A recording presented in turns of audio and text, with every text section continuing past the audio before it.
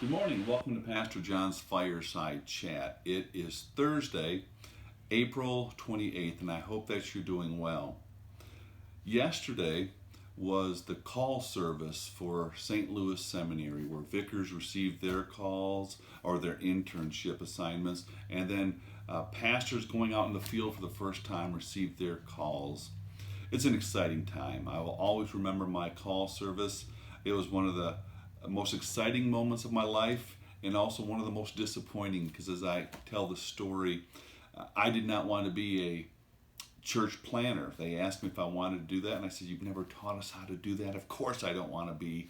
And I stood in line to receive my call, and just so you'll know, no one knows where they're going to be going before your name is called and your assignment is given. And they said, "John Salmonen, missionary at large to Pearland, Texas." And I thought, this is horrible. I'm not prepared for this. I don't want to do it.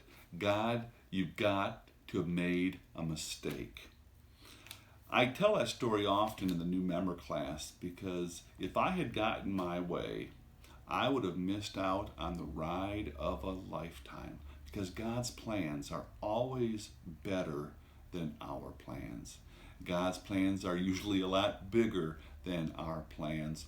And so we walk by faith and not by sight, knowing that God is in control of all things. But the thought I want to leave you with is from Matthew's Gospel, that when these pastors are going out in the field to serve the Lord, to serve God's people, to be shepherds of the flock, it's kind of scary at times because they don't know their sheep. The sheep certainly don't know their new pastor, and there's a growing process. But it's vitally important that people and pastors work together to glorify God and to follow the Lord in their specific settings in the way that God would have them follow Him.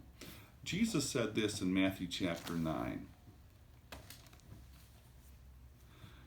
He was going through the towns and villages, teaching in their synagogues, preaching the good news of the kingdom, and healing every disease and sickness. When he saw the crowds, he had compassion on them, because they were harassed and helpless, like sheep without a shepherd. Then he said to his disciples, "The harvest is plentiful, but the workers are few.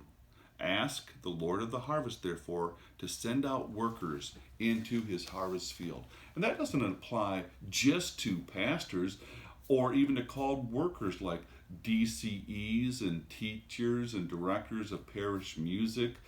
It's all of us are called to ministry. I often say that there are two pastors at Epiphany, but there are 1,000 ministers, because we're all called to minister in the way that God has gifted us in order to reach people with the love of Jesus Christ.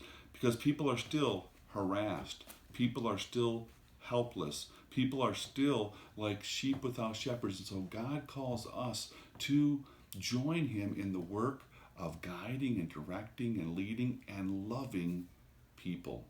I hope that you will consider how God has gifted you and how God is using you to help be a worker in His harvest field. Have a great day in the Lord.